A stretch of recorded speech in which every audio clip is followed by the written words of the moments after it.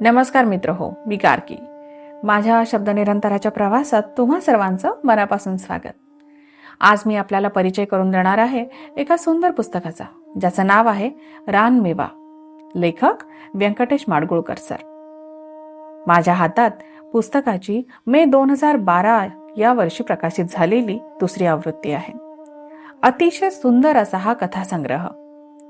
माननीय ज्ञानदा नाईक मॅम यांनी लिहिलेलं मनोगत या पुस्तकाचा महत्वाचा धागा. व्यंकटेश माडगुळकर प्रतिष्ठानच्या स्थापनेच्या वर्णनापासून त्या मनोगताची सुरुवात करतात. त्या लिहितात, भूतकाळाकडे पाहणाऱ्या दुर्बिणीचे आटे फिरवून तो काळ हात अंतरावर आणला तर मला असं दिसून येतं की मी कोणीही नसताना मी कोणीतरी वेगळा आहे असे मला फार तीव्रतेने वाटत होते. असे आपल्या लेखनाबद्दल प्रेरणा तपासताना तात्यांना म्हणजे व्यंकटेश माडगुळकर यांना वाटलं. त्यांचं हे वेगळेपण शोधण्याचा प्रयत्न करावा असं त्यांची मुलगी म्हणून, त्यांच्या लेखनाची निस्सीम चाहती म्हणून मला नेहमीच वाटत आलं आहे. त्यांचे चौफेर, बहुविध, शतरंगी साहित्य आणि जीवन याकडे कुतूहलाने पाहणे हा माझ्या प्रेमाचा, ध्यासाचा, छंदाचा विषय आहे. पण त्यावर भाष्य करावे असे सामर्थ्यही माझ्या ठाई नाही की अधिकारही नाही, असं म्हणत नाईक मॅम मनापासून व्यक्त होतात. या पुस्तकातील कथांना पुस्तकांचा भाग कसं बनता आलं या कथानकाचाही त्या मनोगतामध्ये परिचय करून देतात. या पुस्तकामध्ये मनोगतानंतर पुणे विद्यापीठाने माडगुळकर सरांना डी.लिट पदवी प्रदान केली तेव्हा सोबत देण्यात आलेले सन्मानपत्रही वाचायला मिळतं. चला तर आपण वळूयात आता पुस्तकाकडे. 9 लेखांमध्ये, कथांमध्ये हे पुस्तक विभागण्यात आलं आहे. रानमेवा, माझी मोठी खरेदी, भाजी विक्याची गोष्ट, इंद्रजाल, चिमण्या, बावा, जागर, गाठोडे आणि तालमीचे उद्घाटन हे ते लेख. पुस्तकाच्या मलपृष्ठावर मजकूर आहे. मोठ्यात मोठी खरेदी केवढी असावी तर हत्ती एवढी. तानाजीला दंड झाला, शिक्षा झाली, गुन्हा नसताना. खरोखरी जेव्हा त्याने गुन्हा केला तेव्हा मात्र त्याची सुटका झाली. श्रीमंत होण्यासाठी वेडसर गणाने आधार घेतला चक्क इंद्रजालचा.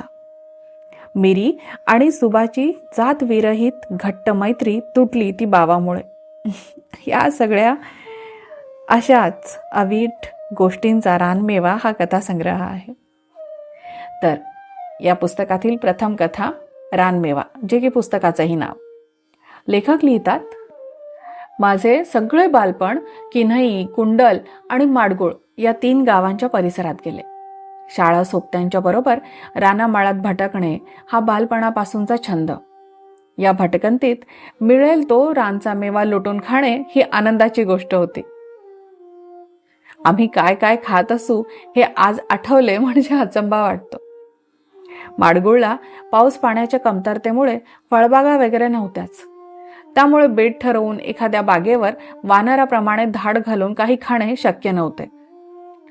गावात आणि गावच्या आसपास चिंचेची झाडे पुष्कळ होती. चिंचेच्या आंबट गोड मोहरापासून ते गाभोळलेल्या चिंचांपर्यंत सर्व आम्ही पोरे ओरबाडून खात असू. चिंचा, बोरे, जांभळे, उंबरे, कवठ हे खाद्य मुले खातातच, पण पिंपळाची लहान पिकली पिंपरे कोणी खाईल का? ओढ्याकाठी भला उंच आणि विस्ताराने प्रचंड असा जुना पुराणा पिंपळ होता. तो पिकला की कावळे, रानछड्या, पोपट, साळुंख्या अशा पाखरांची झुंबड डहाळांवर दिसे. वर पाखरे खात आणि खाली ओढ्याच्या मऊ वाळूवर गळून पडलेल्या पिंपरांचा सडा आम्ही पोरे वेचत असू. काय खावे आणि काय खाऊ नये या संबंधीचे माणसांचे नियम आमच्या हिशोबी नव्हते. गावाभोवती फड्या निवडुंगांची पुष्कळ बेटे माजलेली होती. त्यावर लाल भडक पण बारीक कुसळांनी भरलेली मांसल रसाळ बोंडे लागत. फडात बेताने शिरून ही बोंडे हस्तगत करणे ही फार जिकिरीची गोष्ट होती. पण तरवड, निरगुडी असल्या झाडांच्या एसक्या बनवून आम्ही फडामध्ये शिरत असू आणि हातातल्या काठीने फडे वाकवून एसकीने बोंडे काढत असू. बोंड मिळाले की तरवडाच्या डहाळीने त्याची कुसे झाडायची आणि वरची साल अलगद काढून आतला गोड गर खाऊन मोकळे व्हायचे. या खटाटोपात अंगापायात काटे बोचत आणि मोडत, बोटांना कुसळेही लागत, पण तेवढा ताप आम्ही सोसत असू. मित्रो, आज आपल्याला माहितीही नसलेला हा रानमेवा त्या काळात बालपण रुजवायचा. आयुष्यात येणाऱ्या अडचणींना तोंड देण्यासाठी लागणारी ताकदही याच काळात मिळायची. आनंद, दुःख, भीती यांचा मिश्रित अनुभव देणारा हा लेख वाचण्यासारखा आहे. यानंतरची माझी मोठी खरेदी ही एक ग्रामीण कथा. लेखक लिहितात, 21 वर्षांपूर्वीची गोष्ट. मी आकाशवाणीच्या पुणे केंद्रावर चाकरी करीत होतो. तेव्हा दरवर्षी आकाशवाणी सप्ताह साजरा करीत असे. संगीत, लोकसंगीत, नाटक, लोकनाट्य असे कार्यक्रम निमंत्रित श्रोत्यांसमोर केले जात. अशा एका कार्यक्रमात कथा सांगण्याची पाळी माझ्यावर आली. बरोबर आणखी काही आकाशवाणीतील अधिकारी होते. बालगंधर्व रंगमंदिरात निमंत्रित श्रोत्यांसमोर होणाऱ्या या कार्यक्रमाचं नाव होतं म्हटलं तर खरं, म्हटलं तर खोटं. 92 साली मी कॅलिफोर्नियात गेलो. एके दिवशी 40 पेक्षा जास्त मराठी कुटुंब तिथे जमली. ही कथा ग्रामीण कथा. यांना कितपत पसंत पडेल या शंकेने मी माझी मोठी खरेदी स्मरणाने पुन्हा लिहून काढली आणि अमेरिकेतल्या मराठी मंडळींना ऐकवली. ती त्यांना फार आवडली. ही कथा पुन्हा हरवली जाऊ नये म्हणून ती केसरीमध्ये मी प्रसिद्ध करतो आहे. मित्र, हा अगदी अप्रतिम सुंदर लेख. नाही म्हणता येणं ही एक कला आहे आणि फार गरजेची कला आहे.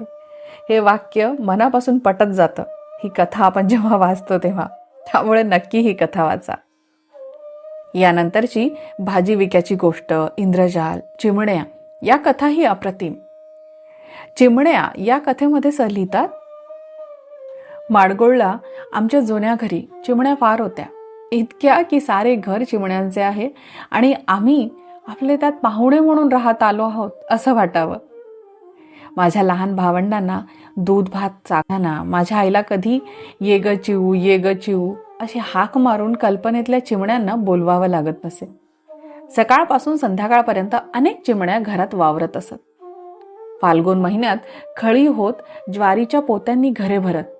त्या सुगीला आमचा वाटेकरी गुडदी कणसांचा एक भला मोठा झुंबडा आणून सोप्याच्या दर्शनी भागांवरती टांगत असे.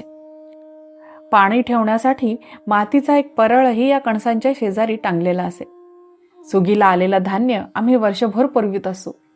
पण या दंगेखोर चिमण्या ज्वारीच्या दाण्यांनी भरलेला हा झुंबडा महिन्याभरात संपवून टाकीत. हा खाऊ घरचाच आहे, तो पुरवून अडीनडीला चाखावा, एरवी बाहेर हिंडूनच पोटे भरावी असा विचार काही या बायांना सुचत नसे. महिन्याभरातच कणसांचा झुंबडा त्या ओरबाडीत दाणात त्यात टिपून खात आणि श्रावणात वंडीची खळी होईपर्यंत चिमण्यांनी दाणा झोडपून नेलेल्या त्या पिशव्या वाऱ्याने हेलकावे खात राहत. छान आहे ना वर्णन. चिमण्यांचं फार सुरेख निरीक्षण नोंदवलं आहे या लेखामध्ये लेखकांनी. चिमण्यांचं आपलं एक वेगळं जग, पण माणसाच्या जगण्याचे निकष त्यांच्यावरती लावत फार सुंदर खोलवली आहे कथा त्यांनी. या कथेनंतर बावा, जागर, गाठोडे आणि तालमीचे उद्घाटन या कथा पण अतिशय सुरेख शब्दरचनेमध्ये लेखकांनी आपल्या समोर उभ्या केल्या आहेत. सुंदरसा भावनापूर्ण अनुभव देण्याची क्षमता असणारं हे अगदी दर्जेदार पुस्तक आहे. खरं तर अरण्य वर्णन असलेली पुस्तकं वाचताना मन नकळत हिरव्या सावल्यांमध्ये हरवून जातं. झाडांच्या सळसळीत, पक्ष्यांच्या किलबिलाटामध्ये आणि ओलसर मातीच्या सुगंधामध्ये आपण स्वतःलाच पुन्हा शोधायला लागतो. शब्दांच्या या वनराईतून फिरताना निसर्गाचं सौंदर्य, त्याची शांतता आणि त्यामागचं गूढ हळूहळू उलगडतं.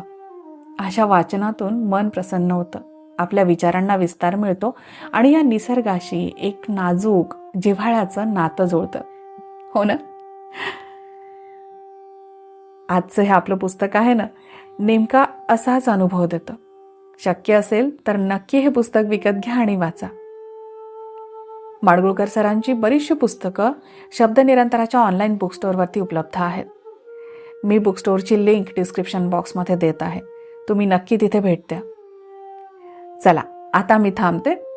आपण लवकर भेटू एखाद्या सुंदर लेखासह किंवा एखाद्या छानशा पुस्तकाच्या परिचयासह. तोपर्यंत आजच्या या पुस्तकावर चिंतन करा आणि भरपूर वाचन करा. धन्यवाद.